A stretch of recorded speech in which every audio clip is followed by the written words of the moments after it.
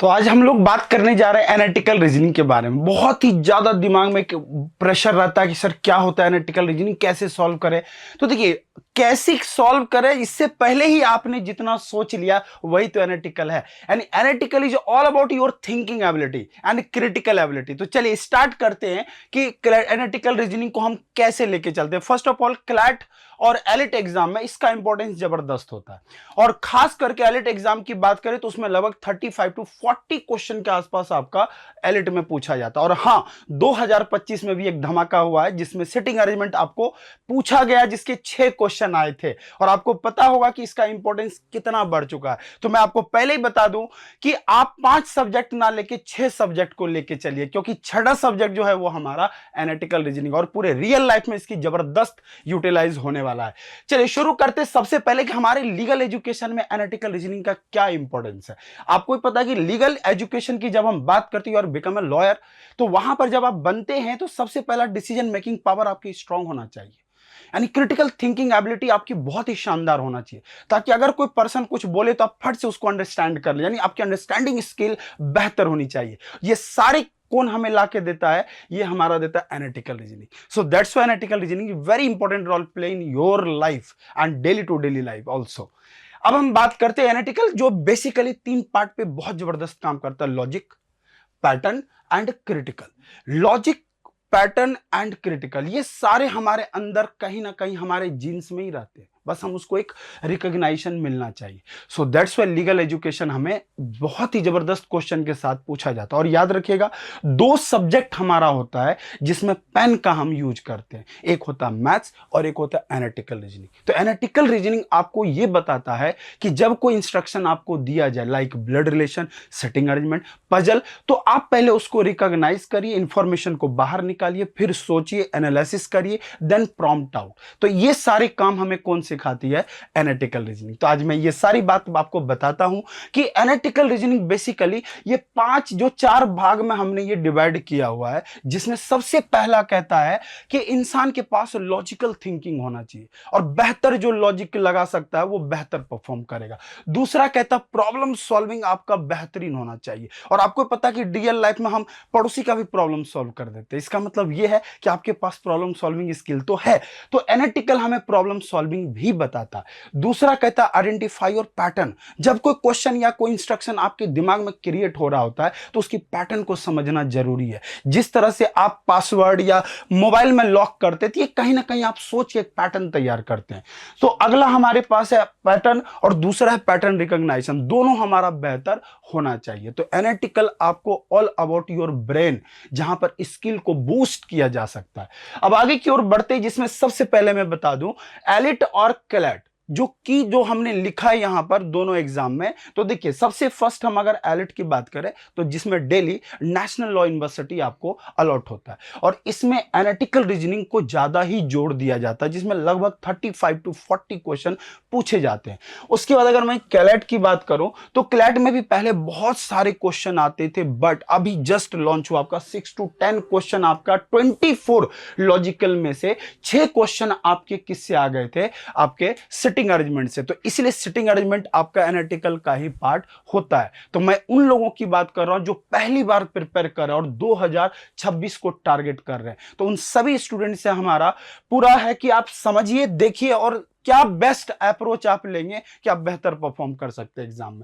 सबसे पहले बात करते हैं सिलेबस का। सिलेबस क्या क्या पढ़ना, कैसे पढ़ना, आधे लोग इसी में कंफ्यूज रहते हैं। तो बात करते हैं सिलेबस। जिस तरह से बचपन में हमने अल्फाबेट पढ़ा, सेम एज इट इज हमारा पहला चैप्टर एनालिटिकल रीजनिंग जो शुरुआत होता है वो अल्फाबेट से होता है। अल्फाबेट के साथ उसी का एक सेकेंड फॉर्म होता है कोडिंग डिकोडिंग। जिसे अल्फाबेट पे कमांड नहीं होगा वो कभी कोडिंग डिकोडिंग बना ही नहीं सकता है। तो coding decoding is the part of alphabet. जो ए टू जेड आप पढ़िएगा वही यहां इंप्लीमेंट करेगा। और उसके बाद हमारा था ब्लड रिलेशन। रिश्तों में तो हम बहुत खतरनाक आजू बाजू के नाम बता देते हैं, लेकिन जैसे ऑन पेपर रिलेशन जाता है हम कंफ्यूज हो जाते हैं। तो उस रिलेशन को आप कैसे डील करेंगे, ये सभी चीजें हमें कौन बताती है? Analytical reasoning. अब हम बात करते हैं अगला, जो स्टेटमेंट बेस्ड एनालिटिकल बहुत फेमस है पेपर में, जिसमें हमारा सबसे अगला सिलोजिज्म, इनइक्वालिटी और डेटा सफिशिएंसी। ये सारे जो आपको मैं दिखा रहा हूं ये स्टेटमेंट बेस होते हैं, जिसमें केस स्टडी करना पड़ता है, स्टेटमेंट को फॉलो करना पड़ता है, then apply in your conclusion. तो जब हम कंक्लूजन पे अप्लाई करते हैं तो वही हमारा बेस्ट माना जाता है हमारे सोच के लिए। अब लॉजिकल पजल में इसमें सबसे ज्यादा टेंशन होता है। पजल रियल लाइफ में खूब सॉल्व करते हैं, लेकिन हमारा जब पेपर की बात आती है तो तीन चीजें पजल पर बहुत ही हाईली रहता है, जिसमें आपके पास फर्स्ट जो है उसमें हमारा सिटिंग अरेंजमेंट, सेकेंड हमारा टेबुलेशन पजल, थर्ड हमारा होता है रैंडम पजल जो डिसीजन मेकिंग को और ही स्मार्टर बनाता है। उसके बाद करें पैटर्न रिकॉग्नाइजेशन में, जिसमें न्यूमेरिकल पैटर्न बहुत फेमस होता है, जिसमें एनालॉजी, क्लासिफिकेशन, ये सारी चीजें पूछी जाती है। विजुअल आपकी पैटर्न में जिसमें आपने देखा हुआ क्लॉक, कैलेंडर, उसके बाद वाटर इमेज, मिरर इमेज, ये सारे क्या है, विजुअल रिकॉग्नाइजेशन है कि मिरर में आपको कोई चीजें देखना तो रियल उसका कैसा दिखेगा। उसके बाद हम बात करते हैं एब्स्ट्रैक्ट पैटर्न होता है, जिसमें रूल के बेस पर हम इसको लेके चलते हैं। अब कुछ मैंने सिलेबस ड्रॉ किया है, ओवरऑल है तो बहुत बड़ा सिलेबस, बट मैं उस पे फोकस कर रहा हूं जिसके पढ़ने से आप ऑन द स्पॉट पेपर लगा सकते हैं, जिसमें आपका सबसे पहला alphabet, blood relation, analogy, classification part है। मैंने सबको इंपॉर्टेंट मान के रखा, बट जो रेड दिया ये समझ जाइए आपके लाइफ के लिए ग्रीन सिग्नल बना देगा। ठीक है, अब आगे की ओर बढ़ते हैं। हमारा distance and direction, puzzle, sitting arrangement और सिलॉक्स, ये सारे इंपॉर्टेंट चैप्टर है और आप कैसे प्रिपेयर कर सकते हैं इन सभी के बारे में हम बात करते हैं। अब हमारे क्लैट में इसकी क्या इंपॉर्टेंस है, आखिर हमको पढ़ते क्यों है, ये सारा क्वेश्चन हमारे दिमाग में आता ही है। तो चलिए बात करते हैं कि एक्चुअल में होता क्या है। कि सबसे पहला मैं बार बार ये जो बात कर रहा हूं कि 3 से 4 पॉइंट जो है बहुत ही इंपॉर्टेंट होता है, खास करके जो इस एग्जाम को आप प्लान कर रहे हैं, जिसमें हमारा प्रॉब्लम सॉल्विंग होता है, डिसीजन मेकिंग पावर होता है, क्रिटिकल थिंकिंग होता है जिसके लिए आप क्रिटिकल रीजनिंग पढ़ते भी हैं, एंड लास्ट वन कम्युनिकेशन। अगर कम्युनिकेशन को हमें बेहतर बनाना हो तो हमारा डिसीजन मेकिंग पावर बहुत अच्छा होना जरूरी है। अब आगे की ओर बढ़ते हैं और देखते हैं कि आप किसी भी चीज का जब स्टार्ट करते हैं तो आप कैसे इसको प्लान करते हैं। स्टेप बाय स्टेप हमने इसको ब्रेक किया हुआ, जिसमें आपका रीड द क्वेश्चन केयरफुली, आप पहले पढ़िए, फिर आइडेंटिफाई करिए टास्क और स्पेसिफिक इंस्ट्रक्शन को, then go through the analysing the information जो प्रोवाइड किया गया, and identify the pattern and relationship जिसको आप सॉल्व करने वाले, और अप्लाई द लॉजिकल रीजनिंग। और यहां से इसका मेन पार्ट होता है फोर्थ स्टेप, एंड आखिरी वन जो लास्ट है हमारा वो है आपका फिफ्थ, जिसमें लॉजिकल और एक्यूरेट आंसर होना बहुत जरूरी है।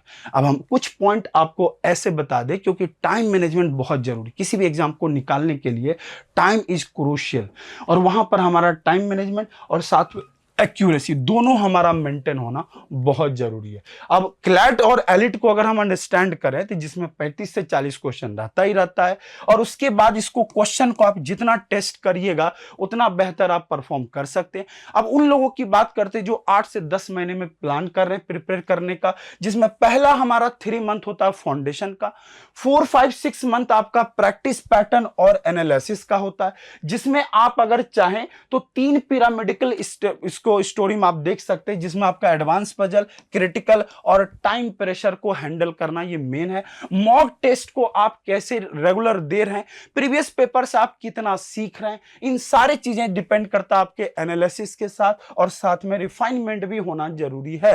कॉमन मिस्टेक से हमेशा बचें, जिसमें केयरलेस एरर होता है, रशिंग होता है, और नॉट रीडिंग केयरफुली, इसके कारण भी 5% लोगों का रिजल्ट रुक जाता है। तो इन सारे एरर को रेक्टिफाई करें। तो अगर वीडियो पसंद आए तो बिल्कुल आप अपने दोस्तों को शेयर करें। जय हिंद।